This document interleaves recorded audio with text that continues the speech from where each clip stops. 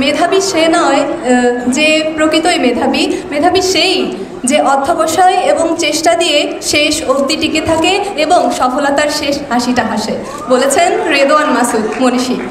আমি উত্তরবঙ্গের উত্তরের একটি জেলা গাইবান্ধা থেকে ইউসিসিতে ভর্তি হয়েছি, ঢাকার মেইন শাখা ফার্মগেটে।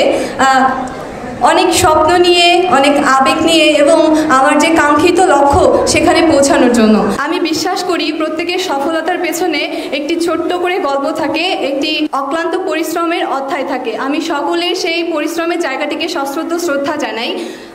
সাম্প্রতিক কিছু সময়ের একটি বিষয় আমার খুবই দৃষ্টিকটু লাগে, সেটি হচ্ছে যখনই কোনো পাবলিক পরীক্ষার ফলাফল প্রকাশিত হয় তখনই আমাদের সমাজের একটি শ্রেণীর মানুষ বলে ওঠে, আরে জিপিএ 5 পেয়েছো, জিপিএ 5 তো এখন হাটে বাজারে। আসলেই কি তাই?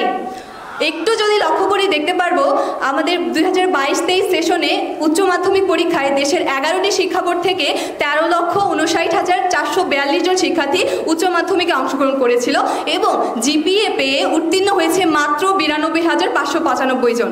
এ থেকে এটা স্পষ্ট যে জিপিএ 5 অর্জনটা ছেলের হাতের মোয়া নয়, এটা অর্জন করতে গেলে অবশ্যই পরিশ্রম করতে হয়। আমি বিশ্বাস করি আমার সামনে যারা রয়েছে তারা সকলেই এই যে আজকে এখানে আমরা উপস্থিত হয়েছি প্রত্যেকেই পরিশ্রম করেছি, প্রত্যেকেই পড়েছি।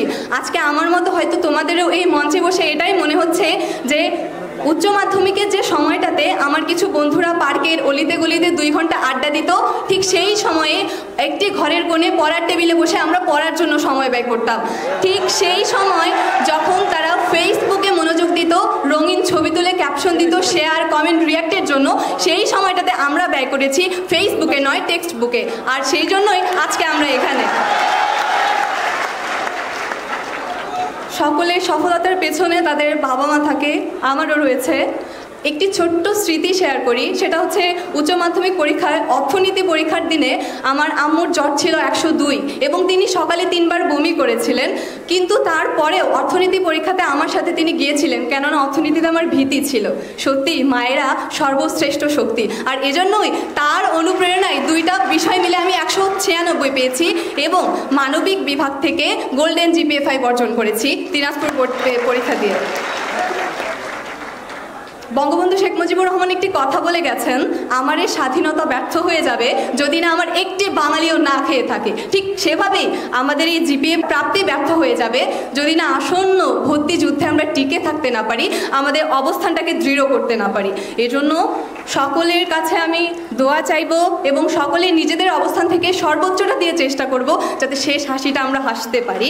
এবং আমাদের যে পিতামাতা রয়েছে পেছনে, তাদের যে কষ্ট, তাদের যে আশা আকাঙ্ক্ষা এবং গর্ব করে প্রতিবেশীকে বলা, এই যে এটা বলেছিলি আমার মেয়ে ভাঙা চাল কি উঠাই দিবে, দেখ আজকে সত্যি আমার ভাঙা চাল আমার মেয়ে উঠাই দিছে, আমার ছেলে উঠাই দিছে।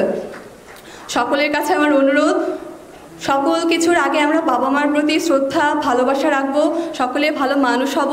দিন শেষে এই পৃথিবী, এই বিশ্ব ব্রহ্মাণ্ড সকলের জন্য নিরাপদ হোক, সকলে আমাদের জন্য দোয়া করবেন। প্রত্যেকেই যেন আমাদের স্বপ্নের বিশ্ববিদ্যালয়কে খুব কাছে থেকে দেখতে পারি। ভুল ত্রুটি হলে ক্ষমা সুন্দর দৃষ্টিতে দেখবেন। ধন্যবাদ।